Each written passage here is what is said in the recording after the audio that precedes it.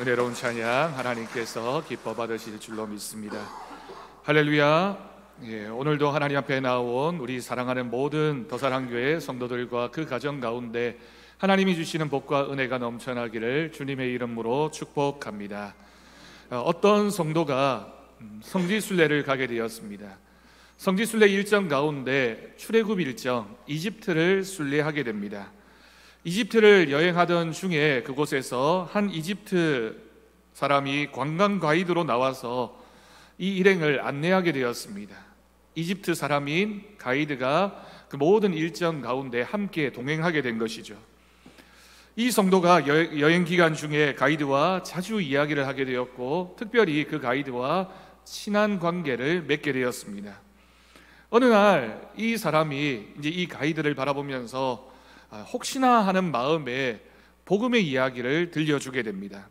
예수님에 대해서, 복음에 대해서, 구원 등의 문제를 언급해 보았습니다. 그런데 의외로 이 이집트 사람이 이 사람이 전하는 그 말에 귀를 기울이고 잘 들으려고 하는 것입니다. 그래서 좀 더 깊이 있는 말씀을 전했고, 그 결과 이 이집트 관광 가이드가 영접하고 그리스도인이 되겠다라고 결단을 했습니다. 그러면서 이 이집트 가이드가 이런 이야기를 합니다. 나는 지금까지 많은 그리스도인들을 데리고 이곳을 성지순례를 다녔는데, 그런데 그렇게 내가 만났던 크리스찬들 중에 자신에게 복음을 전해주는 사람이 아무도 없더라고 하는 것입니다. 여러분, 이것을 가리켜서 사막의 죄라고 부릅니다. 어떤 사막을 여행하는 여행객이 자신은 물을 발견했는데 그 발견한 물을 다른 사람에게 알려주지 않는 모습, 그것을 가리켜서 사막의 죄라고 부르는 것이죠. 아마도 많은 사람들이 그렇게 생각했을 겁니다. 이 사람은 이집트 사람이니까 이슬람교를 믿는 사람일 거야. 그러니 굳이 내가 이 사람에게 예수님에 대해서 복음을 전하더라도 이 사람이 영접하지 않을 것이 뻔해. 내가 이 사람에게 어떤 말을 하더라도 이 사람은 내 말을 듣지 않을 거야 라고 하는 생각이 결국에는 복음을 전하지 않는, 어떤 사람도 복음을 전하지 않는 결과로 나타나게 된 것입니다. 여러분, 오늘날 우리가 복음을 전하지 못하는 이유, 여러 가지 방해받는 많은 것들이 있습니다. 때로는 환경적인 어려움도 있을 수 있고, 또는 바쁜 생활 환경도 있을 수 있습니다. 그런데 현대인들에게 왜 복음을 전하지 않습니까? 라고 물었을 때 가장 큰 이유는 바로 편견이라고 하는 것입니다. 내가 이 사람에게 복음을 전해도 이 사람이 듣지 않을 것이라, 아니면 내가 여러 사람들을 평가하면서 이 사람은 내가 복음을 전해야 되겠고 이 사람은 복음을 전할 필요가 없어 라고 생각하는 편견과 선입견이 결국에는 복음을 전할 기회를 빼앗게 된다라고 하는 것입니다. 오늘 본문의 이야기도 바로 그와 같은 모습을 우리에게 들려주고 있습니다. 오늘 본문의 주인공이라고 할 수 있는 요나가 니느웨라고 하는 이 큰 성읍을 돌아다니면서 회개하라, 40일이 지나면 이 성읍이 무너질 것이다 라고 하는 하나님의 말씀을 전하게 됩니다. 그런데 그때 니느웨 백성들이 회개하는 장면이 오늘 본문에 기록되어져 있습니다. 요나라고 하는 선지자는 이사야나 호세아 그리고 미가와 같은 동시대에 하나님의 말씀을 전하는 사명을 받았던 선지자였습니다. 그런데 이 요나는 특별하게도 남유다나 북이스라엘 자신들의 동족을 향하여 파송되어진 선지자가 아니라 당시 아수르, 그것도 수도인 니느웨라고 하는 그곳의 사람들을 향해서 복음 전도의 사명을 감당해야 했던 선지자였습니다. 그런데 여러분, 우리가 요나서를 통해서 알게 되는 것처럼 요나는 하나님을 거역하고 주신 사명을 감당하지 않으려고 했던 선지자입니다. 또한 너무나 편협하고 옹졸한 예언자였습니다. 우리가 그런 요나의 모습을 읽다 보면 어떻게 저런 사람이 하나님의 선지자로 부름을 받을 수 있을까? 라는 생각이 들 정도로 순종하지 않았고, 또 때로는 하나님을 향해서도 거리낌 없이 독설을 내뱉는 그런 성품의 선지자였습니다. 그런데 하나님은 이 요나를 향해서 오래 참으셨습니다. 요나에게 하나님은 사명을 주셨습니다. 왜 그랬을까요? 요나가 특별한 사람이었을까요? 아니면 요나밖에 그 사명을 감당할 수가 없었기 때문에 그랬을까요? 하나님은 왜 거부하는 요나에게 계속해서 사명을 전하는 기회를 주셨는가? 그것이 바로 오늘 말씀을 통해서 우리가 들어야 할 하나님의 음성입니다. 하나님께서 요나를 부르신 목적을 세 가지 말씀을 통해서 우리가 생각해 볼 수 있습니다. 가장 먼저는 순종치 않는 요나를 깨우시기 위해서였습니다. 요나는 말 그대로 정말 불순종의 사람이었고, 하나님은 불순종하는 요나를 깨우시기 위해서 요나를 부르셨던 것입니다. 요나서 1장 2절 말씀을 보면 하나님의 명령이 요나에게 선포됩니다. 너는 일어나 저 큰 성읍 니느웨로 가서 그것을 향하여 외치라. 그 악독이 내 앞에 상달되었음이니라 하시니라. 여러분, 이 말씀을 읽다 보면 이해되지 않습니다. 악독이 내 앞에, 하나님 앞에 상달된 그런 불의가 가득했던 그 성읍을 향해서 하나님께서는 이스라엘 사람이었던 요나를 보내셔서 하나님 말씀을 선포하라고 하셨던 것입니다. 당시에 이스라엘에서 니느웨라고 하는 성읍은 서쪽을 향해서, 동쪽을 향해서 멀리 가야지만 떨어져 있는 거리에 있는 그곳이 바로 아수르의 수도였던 니느웨 성읍이었습니다. 요나는 그곳에 가서 복음을 전하는 하나님의 말씀을 들었지만 배를 타고 그 당시에는 서쪽 땅끝이라고 불려졌던 스페인의 다시스라고 하는 곳으로 가기 위해서 도망을 쳤습니다. 얼마나 요나가 하나님 말씀에 불순종했는지를 보여주고 있는 말씀입니다. 하나님이 동쪽으로 가라고 하니까 나는 서쪽 끝까지 갈 거야, 하나님의 눈을 피해서 도망칠 거야, 그런 마음을 품었던 선지자가 요나라고 하는 것입니다.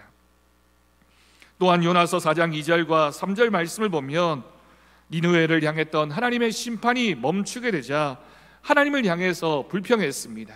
그 내용이 2절과 3절에 기록되어져 있습니다. 하나님, 차라리 나를 죽여주십시오. 죽는 것보다, 사는 것보다 죽는 것이 낫겠습니다 라고 하나님 앞에 불평하고 원망했던 인물이 또한 요나입니다. 요나는 한마디로 하나님을 향해서도 거리낌 없이 자신의 성질을 다 부렸던 인물, 하나님 말씀에 불순종해서 끝까지 가려고 했던 인물, 바로 요나입니다. 이런 모습만 보아도 왜 하나님께서 어떻게 해서 이 요나에게 그런 사명을 맡기셨을까? 그리고 또 한 가지, 하나님은 왜 불순종하는데도 계속해서 요나에게 일을 맡기셨을까라는 의구심이 생길 수밖에 없는 것입니다. 하나님께서 요나에게 계속해서 사명을 주시고 기다려 주신 것에는 분명한 이유가 있습니다. 우리가 요나서를 읽으면서 하나님께서 니느웨를 구원하시려고 니느웨 사람들도 사랑하셨구나 라는 사실을 알 수 있습니다. 그런데 요나서에 숨겨져 있는 또 한 사람, 구원받아야만 했던 한 사람의 모습도 우리는 알아야 합니다. 니느웨 성읍에 있었던 14만 명의 구원받아야 할 사람과 더불어서 요나서에는 구원받아야 할 한 사람, 바로 요나의 이야기를 기록하고 있는 것입니다. 하나님께서는 니느웨의 구원도 중요하지만 동시에 불순종의 사람이었던 요나를 깨우치고 그를 하나님의 뜻에 순종하는 사람으로 만들어가기 위해서 이 큰 사역을 일으키셨던 것입니다. 그냥 두면 그 성질과 사고방식 때문에 아무것도 못하고 오히려 하나님의 일에 방해가 되는 사람이 될까봐 하나님은 그를 부르셨고 사명을 주셨습니다. 그리고 또한 순종의 사람이 될 때까지 끊임없이 불순종하고 있던 요나를 또 부르시고 또 부르시면서 하나님의 사람으로 만들어 가셨던 하나님의 사랑의 이야기가 바로 이 요나서에 기록되어져 있습니다. 여러분, 이 요나서를 통해서 만나게 되는 요나의 모습이 혹시 우리의 모습이지는 않습니까? 오늘 하나님이 우리에게 주시는 직분과 사명도 마찬가지입니다. 하나님께서 우리에게 직분과 사명을 주실 때 물론 어떤 분들은 훌륭하고 정말 뛰어난 인물이라서 그렇게 하나님께서 직분과 사명을 주셨을 수도 있습니다.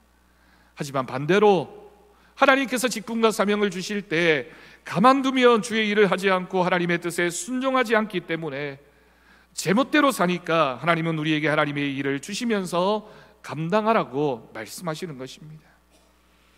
여러분, 지금 우리에게 주어진 이 직분과 사명마저 없었다면 혹시 우리가 하나님 앞에 나와서 예배드리는 모습조차도 잃어버리게 될까봐 하나님이 우리에게 주신 직분일 수도 있다라고 하는 뜻입니다. 여러분, 우리 인생에 우리가 주님의 일을 감당할 수 있는 시간이 얼마나 될까요? 사실은 그렇게 길지 않습니다. 주님의 일에는 때가 있고 기회가 있습니다. 지나가면 돌이킬 수 없는 시간들이 우리에게 있다라고 하는 뜻입니다. 어떤 분들은 내가 주님 일 감당하기에 지금 너무 바쁘니까, 아니 그래도 내가 다음에 또 할 수 있으니까 라고 생각할 수 있습니다. 젊었을 때는 직장에 사업 때문에 바빠서 어린 자녀를 키우느라 지금은 일단 이 바쁜 일부터 하고 일단 돈을 벌고 나중에 해야지, 그렇게 생각할 수 있습니다. 나이가 들었어도 마찬가지입니다. 그때는 또 다른 상황이 생길 수도 있고, 또 그때가 되면 건강이 허락하지 않아서 또는 우리에게 주어진 힘이 없어서 그 일을 감당하지 못하는 여러 가지 상황들이 우리에게 생길 수 있는 것입니다. 여러분, 우리의 인생에 주어진 시간, 우리의 생명의 시간을 우리가 알 수 있습니까? 내가 앞으로 몇 년을 더 살 거야, 몇십 년은 충분히 살 거야 라고 생각하지만, 여러분, 그 시간이 정말 우리의 것일까요? 우리의 시간과 생명은 하나님의 것입니다. 내가 내 마음대로 계산하고 내 마음대로 주장할 수 없는 것이 하나님의 시간대로 우리는 사는 것입니다. 우리가 주를 위해 일할 시간이 그렇게 많지 않기 때문에 하나님께서는 우리가 허송세월 그만하고 지금은 주님의 일을 감당하라고 우리를 부르실 때 우리가 순종하는 사람이 되어야 할 것입니다.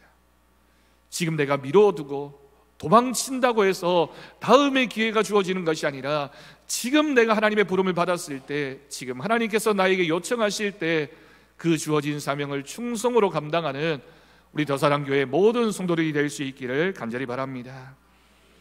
여러분, 5월 가정의 달, 여러분 가족들 중에 부모와 자녀, 형제들, 믿지 않는 가족이 혹시 있습니까?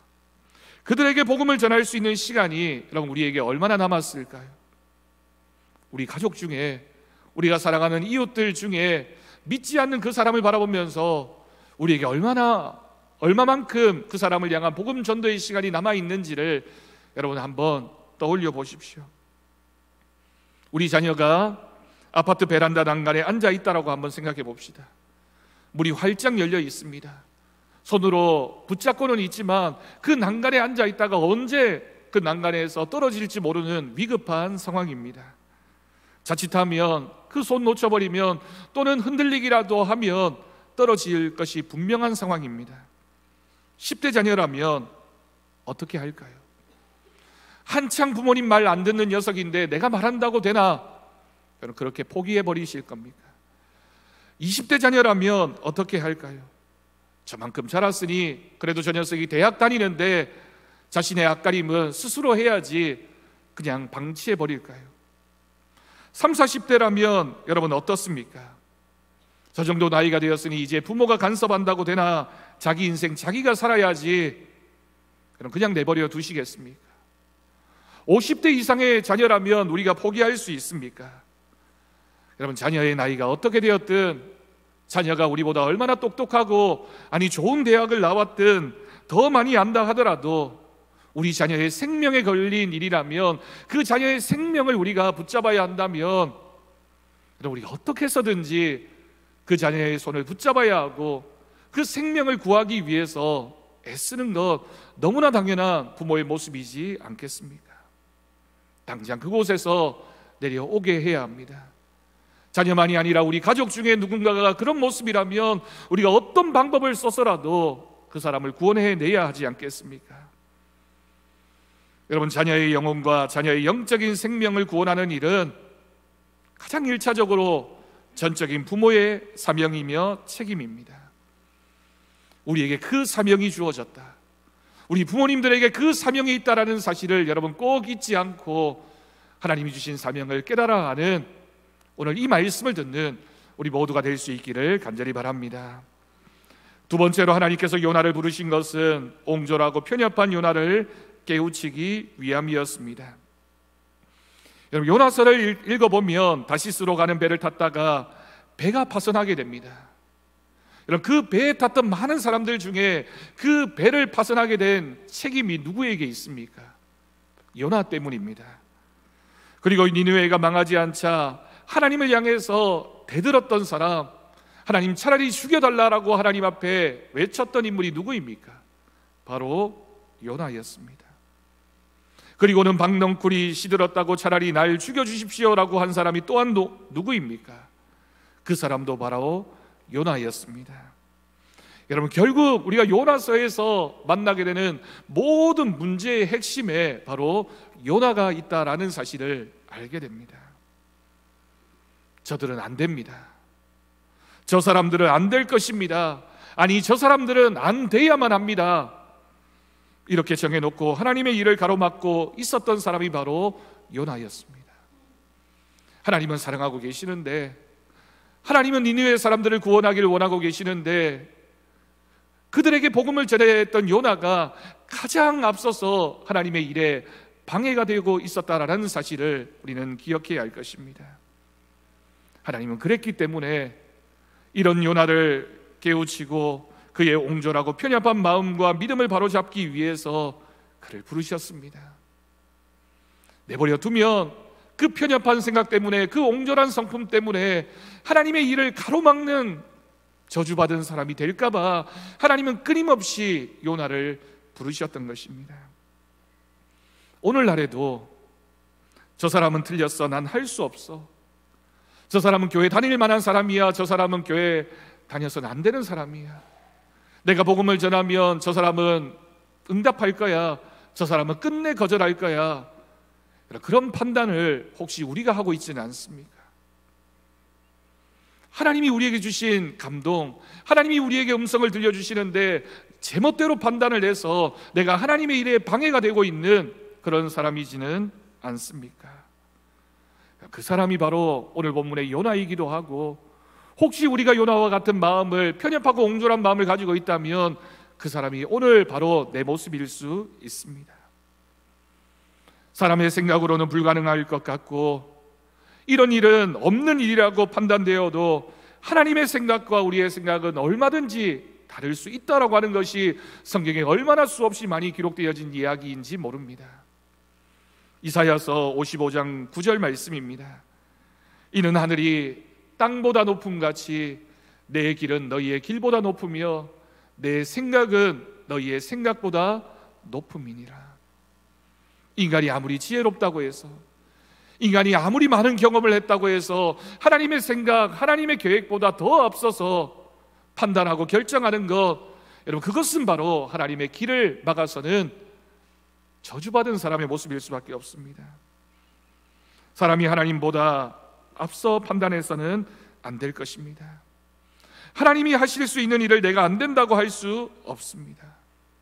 우리가 해야 할 일은 겸손하게 하나님이 하시는 일, 그 일에 쓰임받을 수 있도록, 하나님이 그 일을 하실 수 있도록 우리가 기꺼이 내 시간과 내 상황을 내어 맡기며 하나님 말씀에 순종하는 믿음이 되어야 할 것입니다. 자녀 문제로 고민을 하던 집사님 부부가 있었습니다. 이 아들이 초등학교를 졸업하고 중학교에 들어간 때가 되니 이 아들이 교회 다니기를 한사코 거부하는 것입니다. 처음에는 안타까운 마음으로 이런 방법 저런 방법으로 설득도 해보고 엄포도 놓고 또 기도도 했지만 잘 되지 않았습니다. 그렇게 시간이 3년이라는 시간이 지났습니다. 중학교 3년 동안 이 아들 녀석이 교회를 다니지 않게 되었습니다. 부모님 마음속에도 타협하는 마음이 생겨났습니다. 주일에 그래 지금은 공부해야 될 때이니까 학원 가는 것도 뭐 어떡하겠어, 지가 공부하겠다라고 하니 그냥 버려둬야지 라는 마음도 있었습니다. 그렇게 허용하고 방치한 것이 자꾸만 시간이 흘러서 3년이라는 시간 동안 이 아들 녀석이 교회를 출석하지 않게 되었습니다. 하지만 시간이 지나자 이 부모님 마음속에 두려운 마음이 들었습니다. 혹시라도 이렇게 내버려 두다가 이 아들이 끝끝내 교회를 떠나면, 하나님을 떠나면 어떡하나 라는 마음이, 두려움이 들었습니다.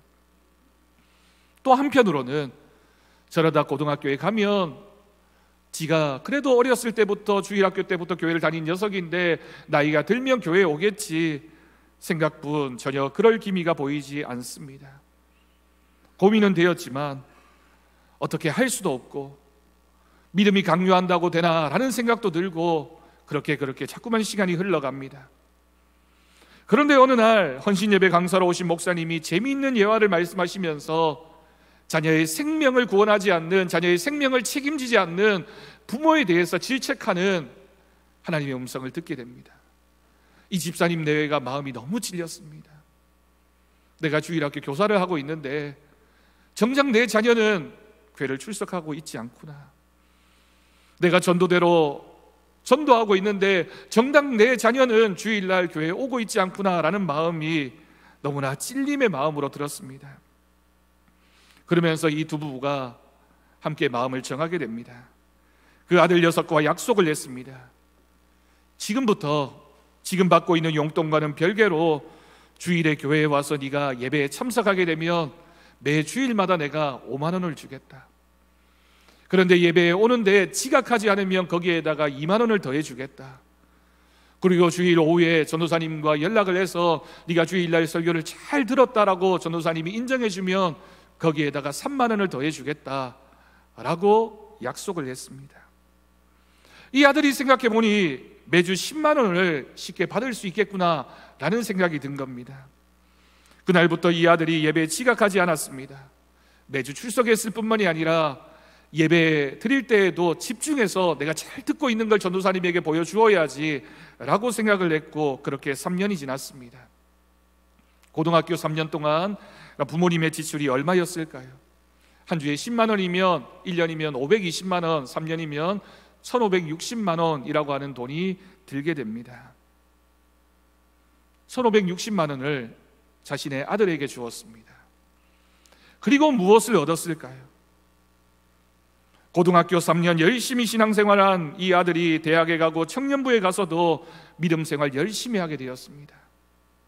처음에는 용돈 때문에 왔지만, 억지로라도 돈 욕심 때문에 왔지만, 그래도 3년 동안 예배 빠지지 않고 그것도 앞자리에서 열심히 하나님의 말씀 들은 결과가 이 아들의 녀석의 마음 가운데 믿음이 생겨나게 된 겁니다. 습관이 믿음으로 바뀌게 된 것입니다.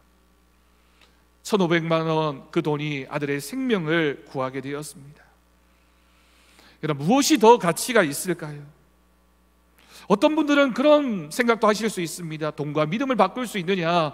여러분, 아닙니다. 예수님도 말씀하셨습니다. 천하보다 귀한 것이, 천하를 버리고서라도 한 생명을 구하는 것이 더 귀한 일이 아니냐.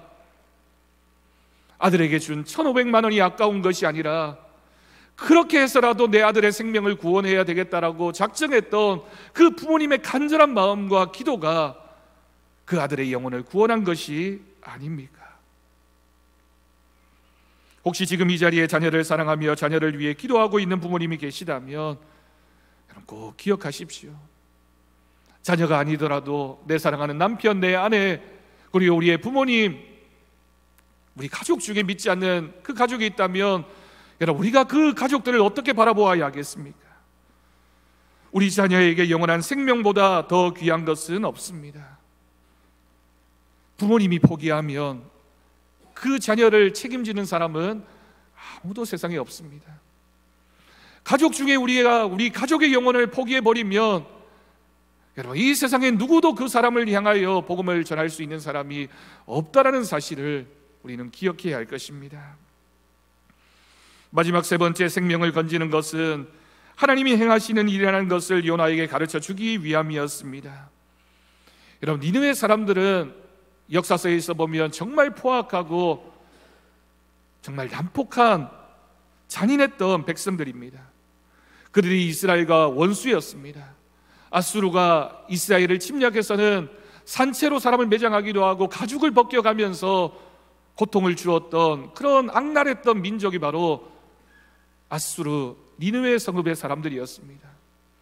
그렇게 생각해 보면 요나가 적국이었던 니느웨에 가서 복음을 전하는 것을 얼마나 싫어했을까, 우리도 얼마든지 그렇게 생각할 수 있습니다. 요나가 이렇게 하나님의 말씀 전하는 것을 거부했던 것은 그들의 백성의 마음을 알았기 때문이고, 나라와 나라 간의, 민족과 민족 간의 그런 적대적인 마음이 있었기 때문입니다. 혹시라도 내가 이 말씀을 전하게 되는 것, 우리 백성들이 알게 되면 어떡할까? 이 일이 내가 내 나라와 이 백성들을 배신하는 일이 되지 않을까라고 생각하는 것, 요나의 당연한 생각이라고 할 수 있습니다.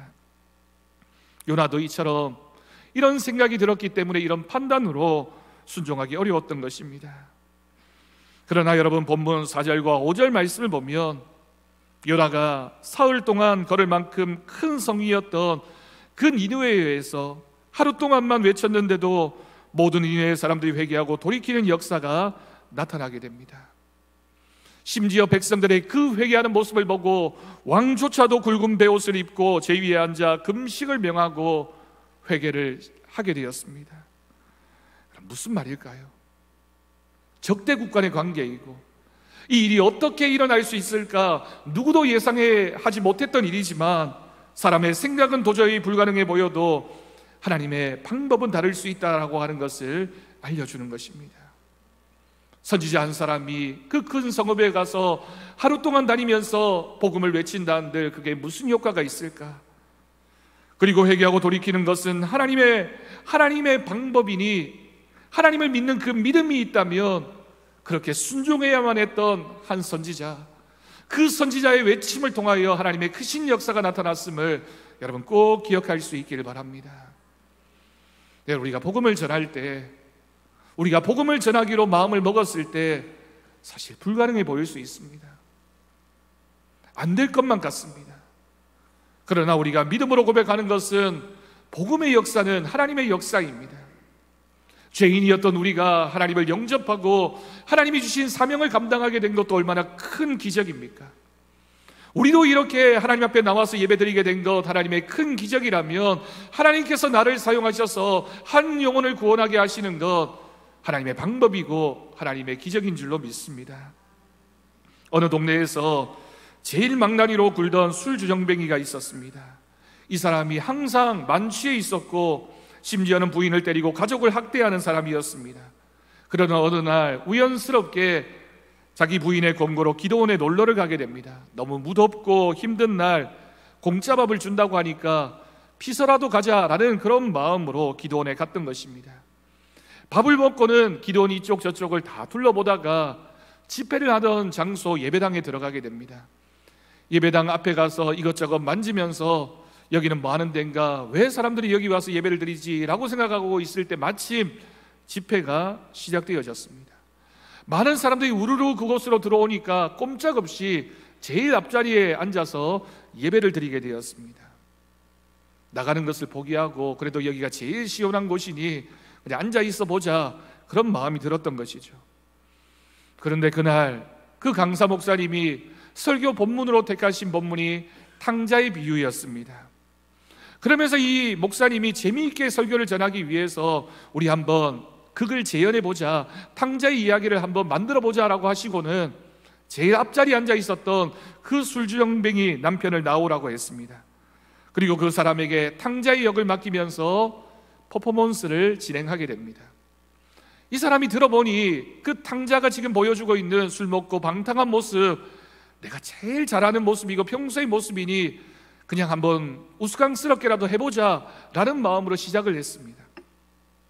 이렇게 저렇게 연기를 하다가 그 탕자의 이야기에 어느덧 빠져들게 됩니다. 집 나간 아들을 계속해서 기다리고 있는 아버지의 모습, 그리고 그 아들이 돌아왔을 때 다가와서는 안아주고 아들의 모습을 회복시켜주는 그 이야기를 들으면서 자신의 마음에 감동이 들었습니다. 이 사람이 바로 나구나. 집을 나간 이 탕자가 바로 내 모습이구나. 그런 탕자를 안아주시는 아버지가 지금 이 자리에서 나에게 들려주시는 하나님의 음성이구나. 이 아들이 그 음성을 듣고는 회개했고 하나님을 만나게 되었습니다. 멀리서 이 모습을 지켜보고 있던 아내의 마음 가운데는 두려움이 생겨났습니다. 저 사람이 언제 성질을 부려서 혹시 목사님에게 해코지라도 하고 집으로 도망쳐버리면 어떡하나, 그런 마음이 들었는데 시간이 지나자 그 남편이 눈물을 뚝뚝 흘리고 있는 겁니다. 그리고는 나와서는 그 아내에게 사과를 했습니다. 자기가 지금까지 잘못 살아온 것 같다고, 자기가 지금까지 잘못 살아온 것 같다고, 내가 이제는 교회를 다니겠다라고, 내가 이제는 하나님 믿겠노라고 다짐하고 또 다짐을 하는 것입니다. 여러분, 사람의 생각으로 될 수 없는 것이 하나님의 구원의 역사입니다. 도무지 사람의 생각으로는 저 사람이 어떻게 구원을 받을까, 저 사람은 안 돼, 내 남편은 안 되는 사람이야, 내가 이혼해야지 라고 생각을 했는데 하나님은 역사하셨던 것입니다. 하나님이 하시는 일이 그렇습니다. 하나님께서는 지금도 우리의 생각을 뛰어넘는 방법으로 우리를 훈련시키십니다. 그 중에 하나가 순종의 훈련이고, 그 중에 하나가 하나님은 복음을 전하라는 사명을 우리에게 주셨습니다. 너는 복음을 전하는 사명을 감당해야 돼. 너는 이 말에 순종해야 돼. 특별히 5월 가정의 달에 우리의 가정에서, 우리의 가족들을 향해서 하나님이 전하라고 했을 때, 전하기만 하라고 말씀하셨을 때 그 말씀에 순종하는 저와 여러분이 될 수 있기를 간절히 바랍니다. 너는 전하기만 하라. 내가 역사를 이룰 것이다. 너는 복음을 전하는 일에 순종하기만 하라. 내가 그 역사를 만들어 가시겠다라고 하나님이 약속하고 계십니다. 오늘 이 말씀을 들은 우리 모두가 믿음으로 결단할 수 있길 바랍니다.